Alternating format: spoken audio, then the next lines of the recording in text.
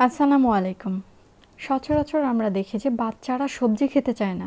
যে সকল বাচ্চারা সবজি খেতে চায় না তাদেরকে সবজি খাওয়ানোর জন্য আপনারা এই পদ্ধতিটি চাইলে ব্যবহার করতে পারেন। এইখানে আমি বরবটিকে কুড়মুড়ে চিপস স্টাইলে ভেজে নিয়েছি।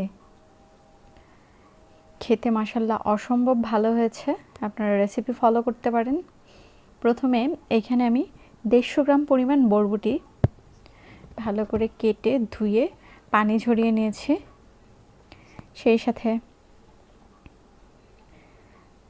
1/3 কাপ পরিমাণ চাউলের গুঁড়া নিয়েছি, 1/4 কাপ পরিমাণ ময়দা নিয়ে নিয়েছি, স্বাদ মতো লবণ, 1 চিমটি অরেঞ্জ ফুড কালার আর 1/2 চা চামচ পরিমাণ লাল মরিচের গুঁড়া নিয়েছি আর রুম টেম্পারেচারে থাকা পানি। এবার একে একে সবগুলো উপকরণ একটি বাটিতে ঢেলে নিব।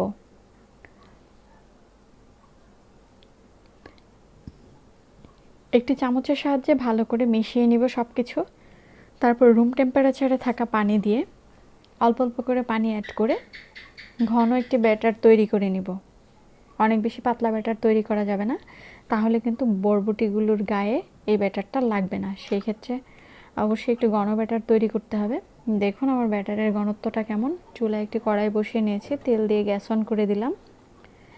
এবার এর ভিতরে আমি বরবটিগুলো চুবিয়ে চুবিয়ে একটা একটা করে তেলের উপর ছেড়ে দিব। একদম মিডিয়াম লো হিটে একটু সময় নিয়ে আমি সম্পূর্ণ ভাজার কাজটা করব। যেহেতু আমি বরবটিগুলো সিদ্ধ করিনি, একদম কাঁচা বরবটি, সেই ক্ষেত্রে আমাকে অবশ্যই একটু সময় নিয়ে ভাজতে হবে, তাহলে ভেতরে বরবটিটাও সিদ্ধ হয়ে আসবে। দেখুন একদম গোল্ডেন ব্রাউন করে ভেজে নিয়েছি। এবার সবগুলো তুলে নিব। বাকি বরবটিগুলো এই স্টাইলেই ভেজে নিব।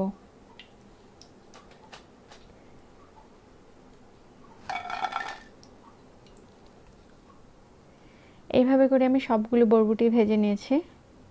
মাশাআল্লাহ অনেক ক্রিস্পি হয়েছে। এবার টমেটো সসের সাথে বরবটিগুলো পরিবেশন করে দেখাচ্ছি।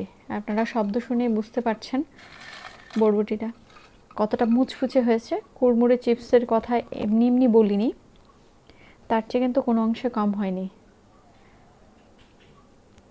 যে কোনো বাচ্চাকে যদি আপনি এইভাবে করে সবজি রেডি করে দেন, সে অবশ্যই খাবে। একটা খেয়ে দেখাচ্ছি কতটা মুচমুচে হয়েছে। ভিডিওটি যদি ভালো লেগে থাকে লাইক দিবেন, শেয়ার করবেন। আল্লাহ হাফেজ।